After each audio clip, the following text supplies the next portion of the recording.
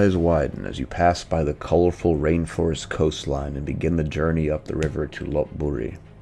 You behold the exotic riches of the Far East, closing in on the capital city of the Ayutthaya kingdom of Siam. How did you end up here, on the other side of the world? It's been a long and rather incredible journey, and it's far from over. Many possibilities still remain.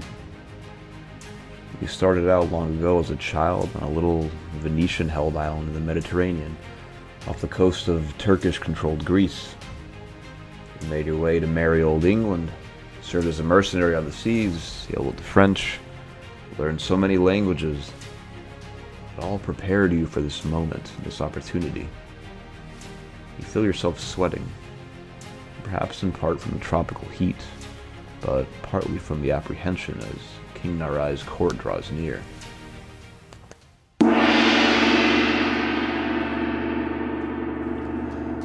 As the months pass, you note that the king seems to have taken quite a liking to you.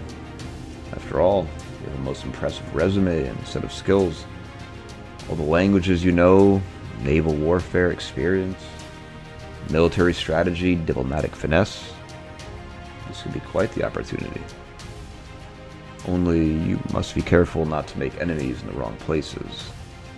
That could be fatal. Time will tell. But this is an age of great men, an age of adventurers, spanning the globe, and those who seize opportunities when the time arises. Will you step up and become great?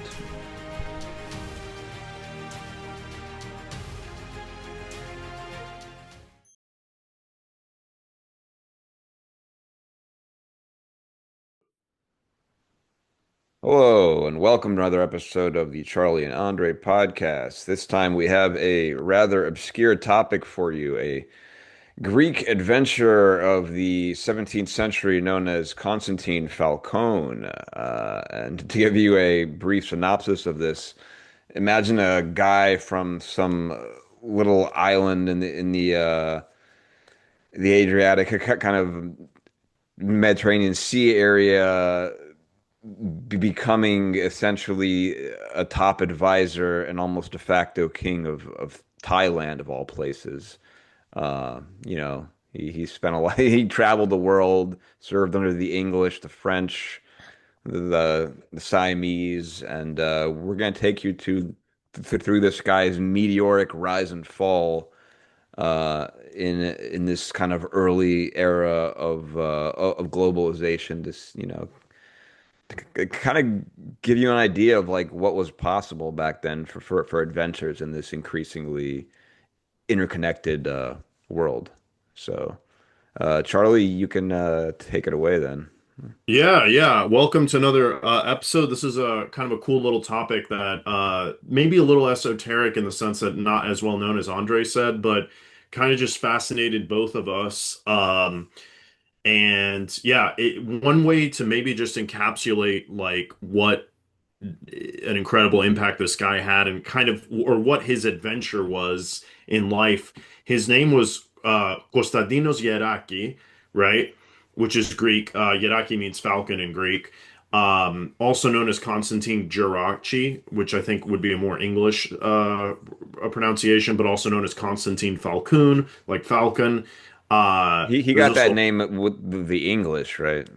yeah, yeah, yeah. And but he also has a Portuguese name. He Hmm. also has a French name as Monsieur Constance.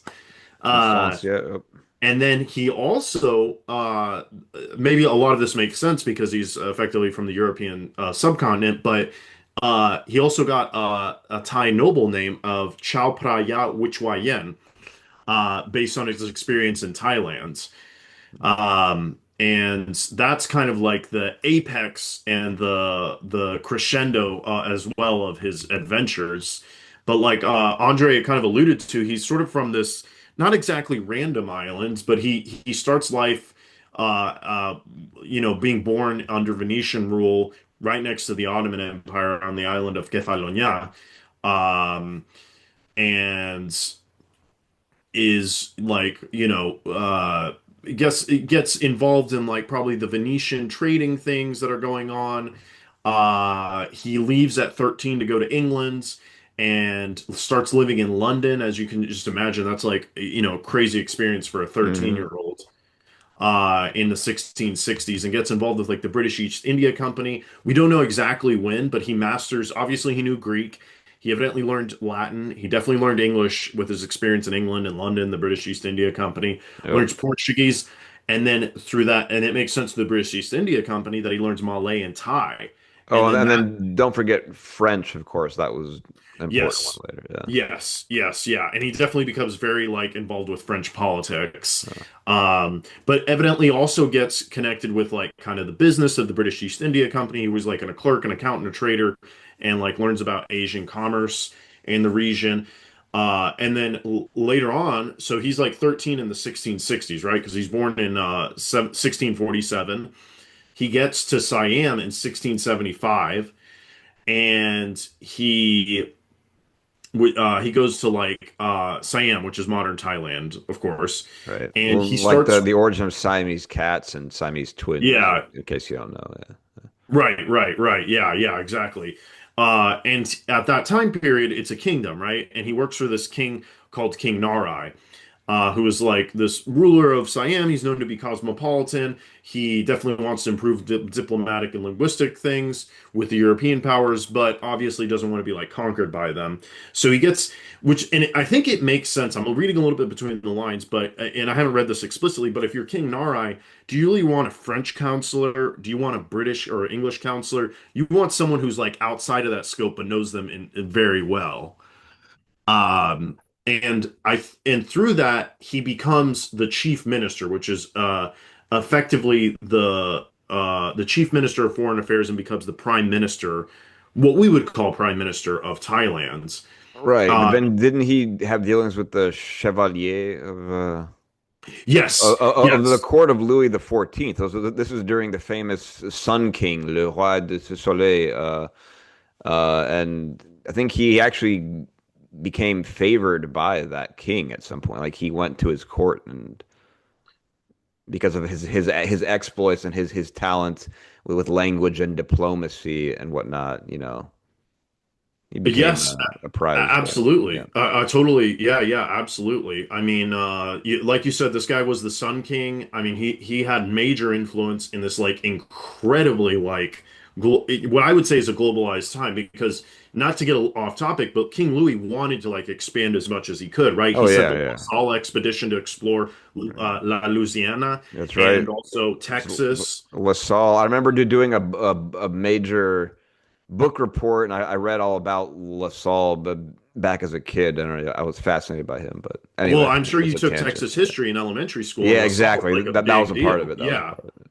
And he Um, travels along the Mississippi River, right? But he also brings back Native Americans. So you can imagine like the Natchez people coming up to freaking the court of Louis the 14th, and talking to him, while right next to them is the delegation from Thailand, yeah, all in Paris. I'm not saying that that had to necessarily be happened, but that right, they, but it's yeah, something to imagine. It's plausible, and yeah, they had a global reach at the time. They had obviously they're starting to get colonies in like Africa, the Caribbean, the Americas, Asia, uh, even India and stuff. So like they were, uh, and then of course he was fighting wars in Europe too. So like yeah, he was a right. You have busy the guy. Anglo-Dutch Yeah, wars yeah, going on yeah. at the time, right? Yeah, Yep. of course. And I mean, this is like around the time of the Dutch, well, a little bit after the time of the Dutch Golden Age, right? Like the Yeah, Netherlands 'cause declared that was independence. pretty much the height of the yeah. Yeah. They declare independence in like 1648. So you got like, the Vietnam, so to speak, of Spain and the Netherlands, where they just have this Yeah, constant that's warfare right. going on.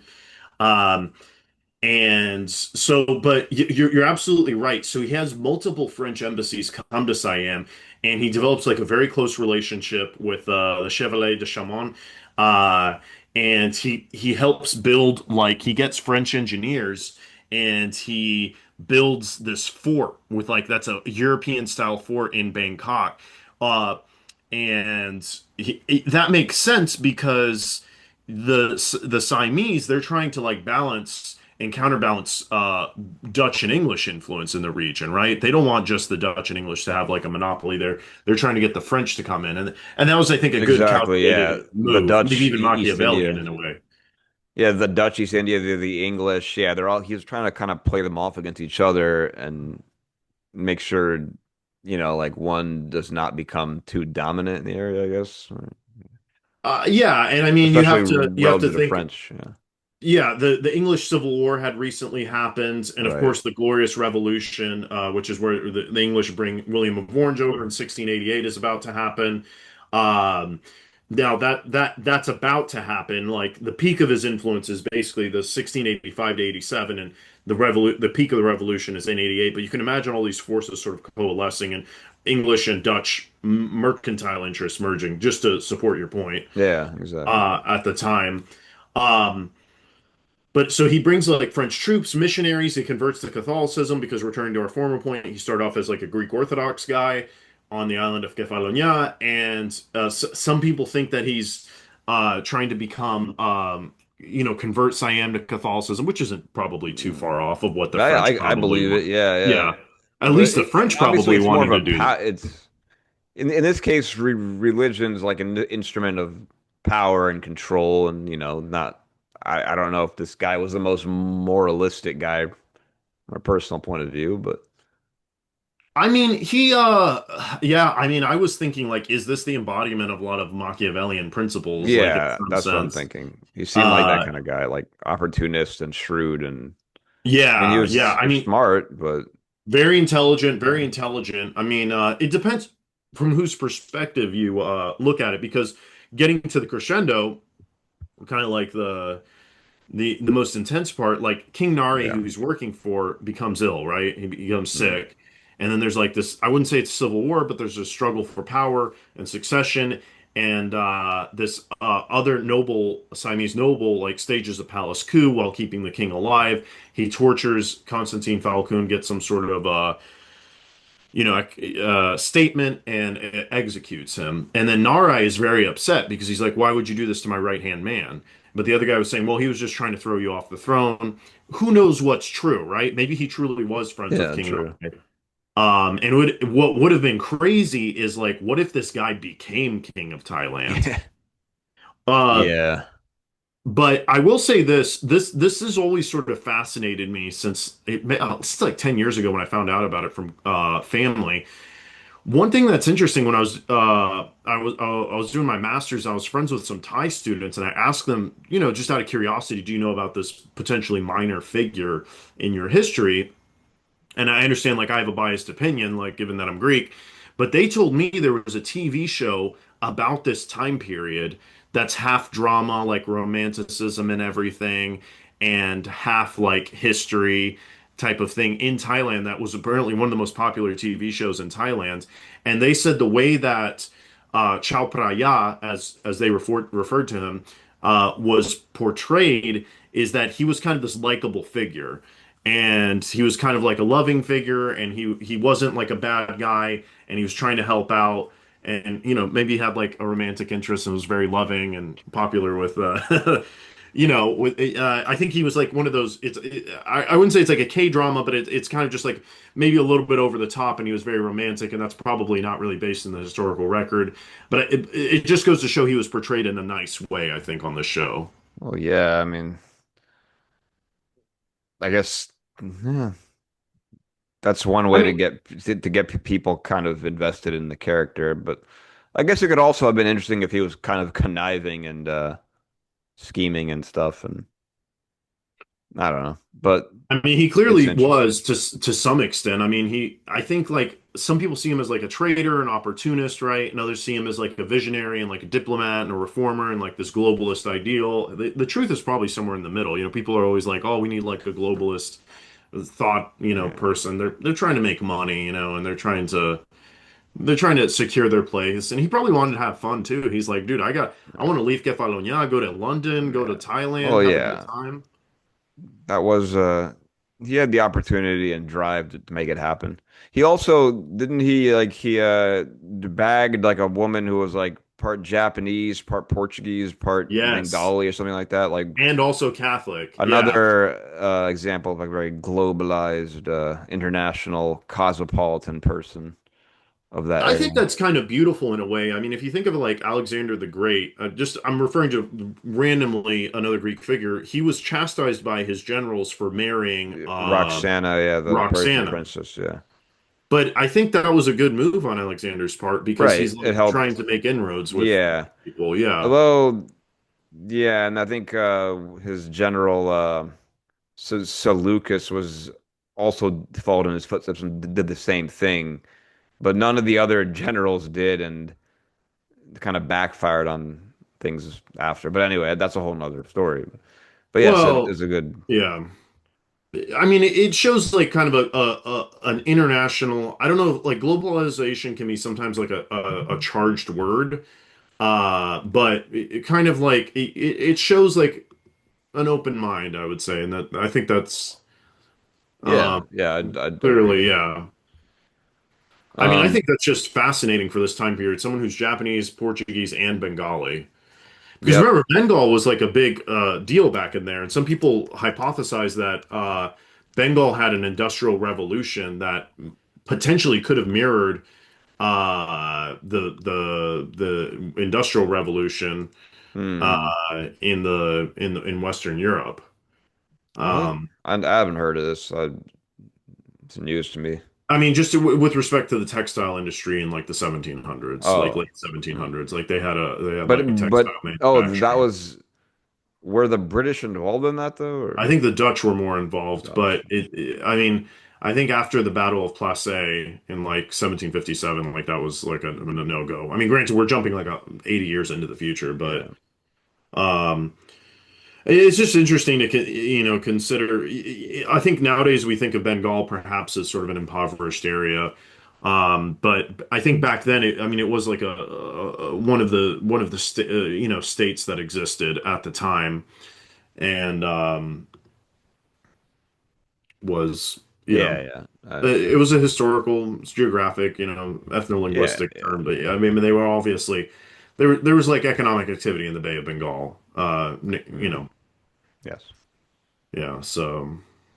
But yeah, I mean, back to like the idea of this, like these adventures from kind of Europe and the West coming this part of the world and this area. Yeah, it's a fascinating time because like there's also that it's like a show that hold on And I mean, this whole area, while you're looking that up, I mean, it's still like a major international port. I mean, everything Bay of Bengal, Calcutta, the Andaman Sea, the Straits of Malacca down to Singapore, like they're these vital areas. I mean, with spices and everything being traded back, and mm, it being such a unique location, and sort of the inability, at least thus far, to build a canal in like southern Thailand or yeah. the north of Kuala Lumpur or something to rival Singapore. I think it's just simply because it's a little mountainous in certain areas. Although southern Thailand is pretty narrow in certain spots. Uh, Um, can't say I've never been, but does seem yeah, like a cool destination. yeah. Oh, yeah, the thing I was looking at was like, have you seen that series Shogun about like the English sort of sort of privateers and sailors who ended up in like Japan and their interaction with the locals as well as like the Portuguese and Oh, John power Blackthorne. struggle. Yeah, John Blackthorne. Yeah. Yeah, it's you know Okay. interesting time. Definitely a lot kind of going on, like the meeting of two worlds, and Okay. that Yeah. was like a little bit earlier. That was like maybe 70, 80 years earlier, but yeah, still. Yeah, and certainly the Tokugawa shogunate under Yeah. Tokugawa Ieyasu shut down Japan. But except for that island in Nagasaki Bay, Dejima, right? That was like a Yeah, trading that's a outpost. whole nother, that could be an interesting topic about like Japanese isolationism after they were introduced, firearms and stuff from the West by the the Portuguese and Yeah, stuff. Yeah, but yeah, certainly. no, but yeah, back to our boy Constantine though. So yeah, I mean, yeah, he made friends and allies, but he also made like a decent amount of enemies within the court there. Um, of Narai, and as you said, it eventually during that coup d'état in the 1688 Siamese revolution, he was overthrown. He was executed, probably like beheaded and other things that are worse. And then the king like couldn't do anything about it because he was too weak, and then he died soon after.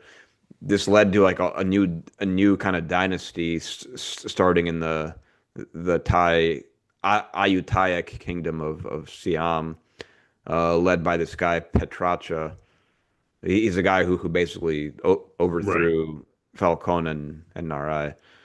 Um, but like it kind of makes you wonder how much of Constantine's story was written from the perspective of people who opposed him and maybe try to make him look like this overly ambitious, opportunistic Right. They kind of wanted guy. to depict him in the way of the scapegoat for their Yeah, problems. yeah, yeah. So.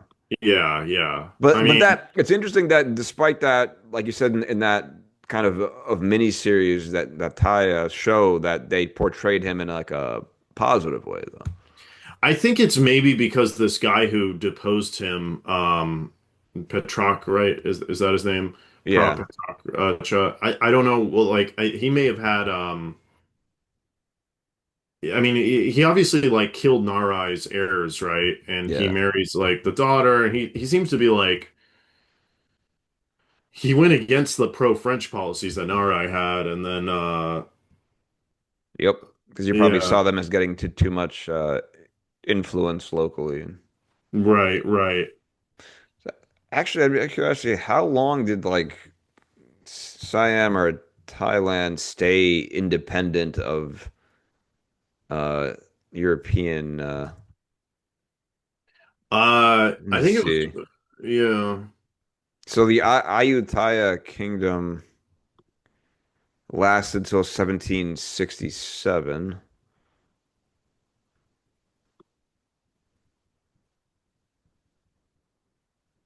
and And then it then was the Thonburi kingdom, and then it was the Ratan Kosin kingdom. Um, was it the Burmese that and then after that, it looks like they had a constitutional monarchy. So maybe they never really were like colonized, except by Japan, I suppose, in World War II. yeah, that's interesting because they kind of successfully resisted. Yeah. I mean, I guess that they're definitely influenced in some ways, and Oh, certainly. probably I had mean, to, yeah. but So like Ethiopia, one of the places never right, really colonized. like that, yeah. Yeah, it looks like it was Thailand was never colonized by Western power. Yeah. So they played the game. They played the Yes, they game. did, and this is part of the successful game, or at least I guess they were a buffer one zone episode. between they were probably a buffer zone Yeah, between Thailand or between like French control of Cambodia and Vietnam, while compared to yeah, Malai, it was a buffer not zone. Indonesia, Yeah, sorry, yeah, yeah. So and Burma, I mean, yeah, obviously it experienced a lot of economic pressure and partial loss of territory, but it wasn't full. right. It's, interesting. Okay. And I mean, we didn't even get to talk about like the religion of the time, which was probably like very pluralistic, but mostly that Theravada Buddhism, which is popular Yeah. still today. But I imagine there was like Hindu rituals as well, and probably uh, a significant Malay population that was Islamic, and Yeah, maybe I could see that. Probably some Hindu, and probably some some like Persian elites. local Yeah. animistic kind of thing going on. Oh yeah, and definitely like Chinese folk religion and like Yeah. maybe a little bit of Confucianism thrown in with some Yeah. Taoism and I Yeah. mean Not to mention, of course, like what we did mention of Catholicism that was starting to have a little bit of influence in the area. Yeah, yeah, but then Yeah, fully it may not have become been kind of that strong. rooted in the area. Yeah, they Right, right, tried though. Them Jesuits, right. Yeah, certainly yeah. I'm sure tried. the and Parisian Uh, missionaries of some sort, and whoever came with the chef d'Alais. mm. Um, but I mean, there was at least someone who was Orthodox for a little bit too, right? Yeah, So, I guess you could say. and I'm sure like that like created a little bit of tension. Because if you have like Theravada Buddhism being kind of the official state religion, but then you have a lot of like definitely some Hinduism and Brahmanic rituals influencing, the royal Well, courts. I know. Buddhism did originally kind of come out of some form of early Hinduism, but anyway, that's a whole nother Oh, thing. that would be a fascinating topic as But well. Yeah. but yeah, it's interesting that despite all this, this guy's kind of relatively a footnote in history, and I think it would make for a good like show, like like if done like by a proper like Western you know studio or something like that, and Yeah, I I wonder totally how it would agree. do. I mean, there's certainly enough drama and intrigue in it to work. So I mean, I would say in Greece, he is sort of in the romantic memory. And like there is a large Greek diaspora um that effectively you and I are, connected yeah, to, right? Um and so like I think the Greek diaspora can sometimes, I mean, in like news, the way I found out about this was from a Greek diaspora newspaper, I think. Um interesting. Yeah, but I mean, so there's kind of a romantic maybe rediscovery that could occur. And then in Thailand's, obviously, like he was probably demonized by his immediate successors, but uh, I think he kind of belongs in this pantheon. Although that TV show seemed to portray him in a positive light, from what I understand, I didn't watch it. That's what I was told. But then mm, in Europe, he's kind of this pluralistic guy, right? He's not like yeah, noble. He's not a commoner. He's not a missionary. He's not British. He's not French. He's just like truly a cosmopolitan yeah. individual. That's what makes him interesting. And I guess like maybe that's why he's not popular because if he was like 100% French and the French might make a movie about him and be like, yo, this Yeah, guy became maybe, like, but I think the yeah. fact that he was from a thing that was not known to have made as much of a splash in the outside world at the time, I think that's what makes him more unique and interesting. Because yeah, they lived under Ottoman. Well, I guess his island was more under Venetian control, but at the time, But I think basically, like that's exactly the point what you just said. Like he's a little bit of Ottoman, he's a little bit Venetian, he's right on the border. Like Cephalonia, you can yeah, see Ottoman territory. That's like right across the right, water. right, Um, yeah, and so like he's that threshold between like all these different worlds. We could list it all: Catholicism, Orthodoxy, Buddhism, merchant. He's a noble. He's a servant. He's a commoner. yeah. He's a minister. He's a stockbroker, not a stockbroker, an accountant. And so he's kind of like a liminal figure. You know what I mean? He He is he liminal, totally but fits he's in with also just like liminality. very much a man of his age in some ways, like the consummate adventure type. Like the 16th and 17th century was kind of full of these types. Like that kind of went out and did their thing. Like John Smith was another Right. early example. He fought in the armies of like Wallachia and against the Ottomans and Transylvania and Michael And then was Grave, and imprisoned then by the Ottomans or yeah, and then enslaved, I he mean. the Mediterranean and Germany and the Habsburgs, and he found his way to the New World, and And then and Pocahontas. Pocahontas. Yeah, so it was an age of increasing kind of globalization, and people tried to make a name for themselves, get wealth, and booty, and that could be both meanings of that word. Or Yes, indeed, the treasure. yeah. Um, So Shiver Me anyway, Timbers. yeah, fascinating story, and Yeah, he doesn't fit into a textbook, right? He's not like a yeah. king. He's not a conqueror. He like I think the reason he's not more popular is like you can't just use one word to describe him. Yeah, yeah, exactly. I agree. Like, yeah, he's not a general. This isn't general. This isn't a president. It's interesting. It's a lot of cultural hybridity. Yep. Yeah. Anyway, That kind of sums it up, though. Thanks for taking this journey with us on this interesting little tidbit in history. I guess, yeah, and then any final words? I mean, I think part of this podcast, we just seek to explore things that are known, but perhaps less well known, and we sometimes jump a lot of topics. And likewise, I think this guy that we talk about in this podcast, he jumped into a lot of different Yeah, categories as well. So yeah, it fits in with what we're doing. good stuff. All right, well, see you guys next time, and forget to like, comment, subscribe. Peace. Peace.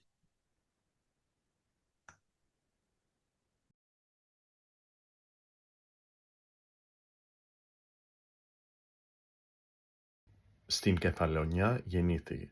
Μικρό παιδί σε ξένη γη. Έγινε σοφός και πρώτος σύμβουλος του βασιλεί. Στο μακρινό του Σαϊάμ έγραψε την μορία του με μυαλό, με θάρρος πάντα και την δύναμή του. Όλοι τώρα τον θυμούνται σαν ήρεμα μακρύνο. Ένας Έλληνας με δόξα και όνομα λαμπρό.